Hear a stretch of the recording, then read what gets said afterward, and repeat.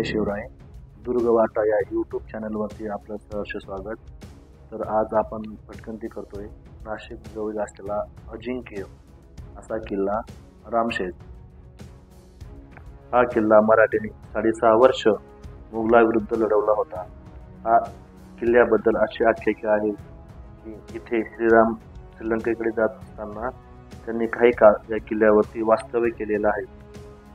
प्रभू श्रीराम या किल्ल्यावर विश्रांतीला यायचे आणि तिथे त्यांची शेज म्हणजे पलंग सुद्धा आजही आहे. म्हणून त्यांना रामशेज म्हणजे रामाचं शेज रामशेज असे नाव पडले. सिंहगड, प्रतापगड हे सह्याद्री रांगेतील बरेच किल्ले घनदाट जंगलात आहेत, डोंगर दऱ्यामध्ये वसलेले. परंतु रामशेज हा किल्ला एका सपाट आणि मोकळ्या मैदानावर आहे. रामशेज किल्ल्याजवळ एकमेव किल्ला म्हणजे त्र्यंबकगड, परंतु तोही खूप जवळपास 8 किलोमीटर अंतरावरती आहे.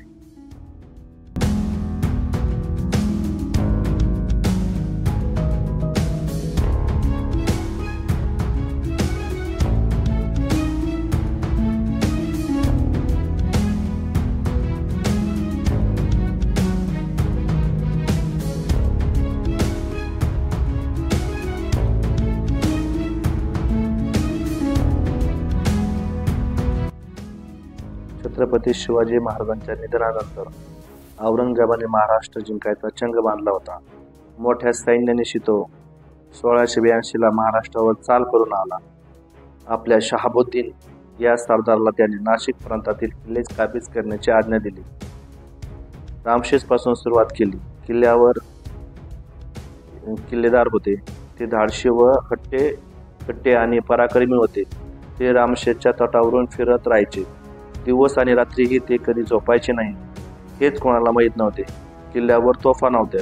शहाबुद्दीन खानानं 35 ते 40 हजाराचा फौजफाटासह रामशेज किल्ल्यावर चाल करून आला. 500 ते 600 मावळ्यासोबत गडावर किल्लेदार होते. मोगलांची अपेक्षा ही होती की एका फटक्यात आपण हा किल्ला जिंकू, पण मराठ्याच्या गनिमी काव्याने त्यांना सैन्याला पुरते जेरीस आणले. गडावरील दगडगोट्यांनी वर्षावाने मुघल सैन्याचे स्वागत झाले. गडावर असलेली रसद फारच तुटपुंजी होती. अशा वेळी रात्रीच्या अंधारात मावळे मुघल सैन्यातून दारुगोळा, शस्त्रे आणि दाना गोटा गडावर पळवून आणीत. संभाजीराजांनी स्वतः लक्ष घालून प्रत्येक किल्ल्यावर मुबलक प्रमाणात दारुगोळा उपलब्ध करून ठेवला होता. किल्ल्यावरचा किल्लेदार आणि मावळ्यांनी जनावरांचे कातडी लावून लाकडाच्या तोफा बनवल्या आणि किल्ल्यावरून खाली तोफगोळ्याचा मारा सुरू केला. या आक्रमणाने शहाबुद्दीन खान पार गंगारून गेला. 5 महिने झाले तरीही किल्ला काही जिंकता आला नाही.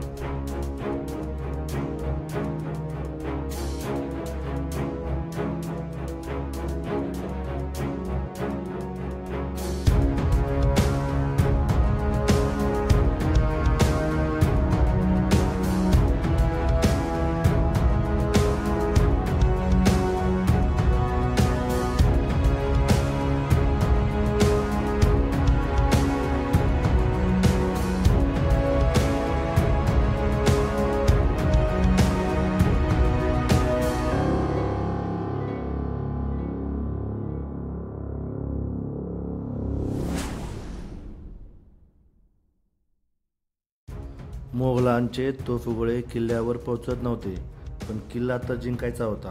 मग त्याने आपल्या सैनिकांना आजूबाजूच्या जंगलातील झाडे तोडायला सांगितली. सगळी लाकडे जमा केली आणि किल्ल्याच्या उंचीचा 80 ते 90 तोफा आणि 200 सैनिक बसतील एवढा मोठा लाकडी बुरुज बनवला. याला लाकडी दमदमा असेही म्हणतात. या लाकडी बुरुजावरून मोगल सैनिक किल्ल्यावर तोफाचा मारा करू लागले. मराठे सुद्धा या लाकडी बुरुजावर तोफगोळे टाकत होते. मोठे घनघोर युद्ध चालू होते. मराठा मागे हटायला तयार नव्हते. शहाबुद्दीनला यश येत नव्हते. 2 वर्षानंतर हे रामशेज किल्ला अजिंक्य राहिला.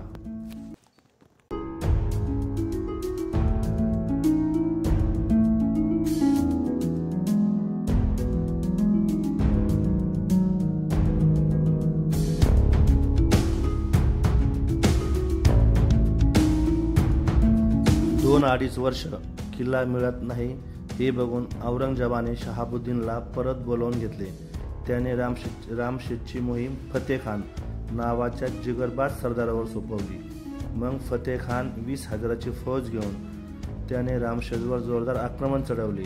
पण तरीही मराठे माघारी घ्यायला तयार नव्हते. मोगल सैन्य किल्ल्याच्या जरी जवळ आले तरी किल्ल्यावरून मावळ्याची गोफणीतून धडाधड दगड सुटायचे. हे दगड इतके जोरात असायचे की बरेचसे सैनिक जागेवर ठार व्हायचे.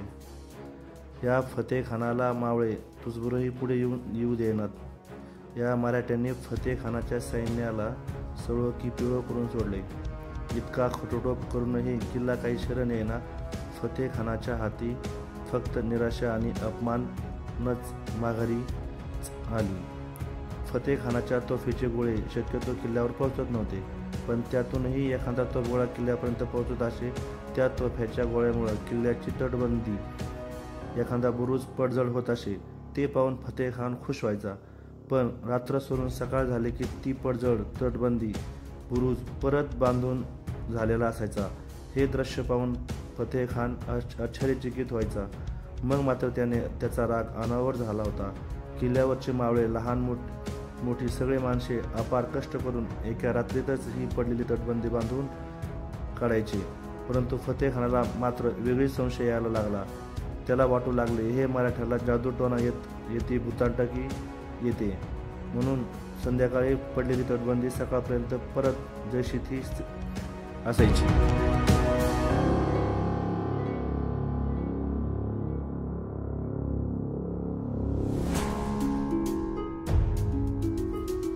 औरंगजेबाने फतेखानाला परत बोलून घेतले आणि कासम खानला पाठवले. कासम खान नव्या दमाची फौज घेऊन रामशेजवर चालून आला. कासम खानने रामशेज किल्ल्याभोवती एकदम कडेकोट पहारे लावले. किल्ल्यावर जाण्यासाठी थोडी सुद्धा वाट मोकळी ठेवली नाही. किल्ल्यावर दारुगोळा आणि अन्नधान्य पोहोचण्यासाठी वाट त्याने पूर्ण रोखून धरली. किल्ल्याभोवती काही कोसावर संभाजी महाराजांनी पाठवलेले सरदार रुपाजी भोसले आणि मानाजी मोरे हे रसद घेऊन तयार होते.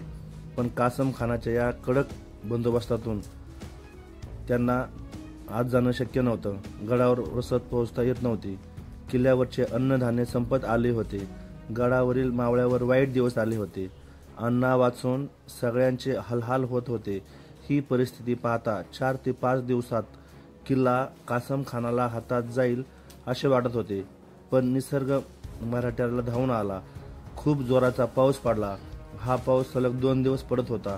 या पावसामुळे किल्ल्याच्या सर्व परिसरात चिखल आणि पाणी झाले होते.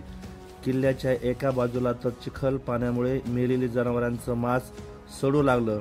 त्यामुळे सर्वत्र दुर्गंधी पसरली होती. इतका घाण वास येऊ लागला की बिलकुल सहन होत नव्हता.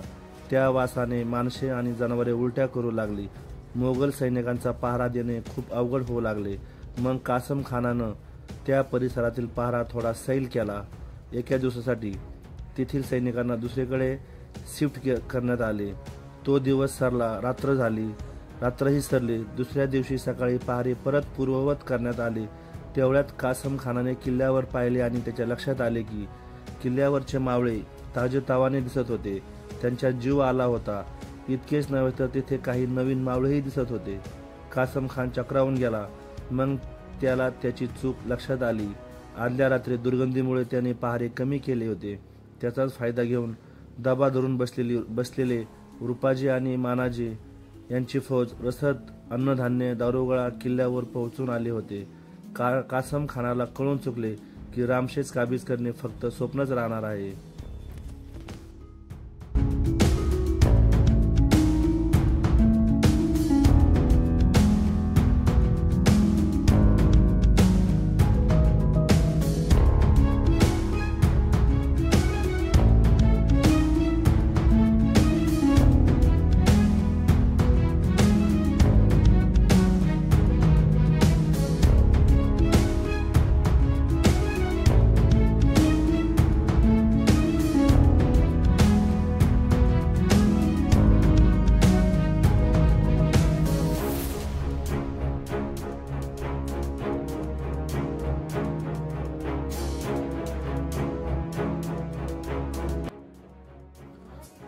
कासम खान देखील किल्ला जिंकू शकला नाही.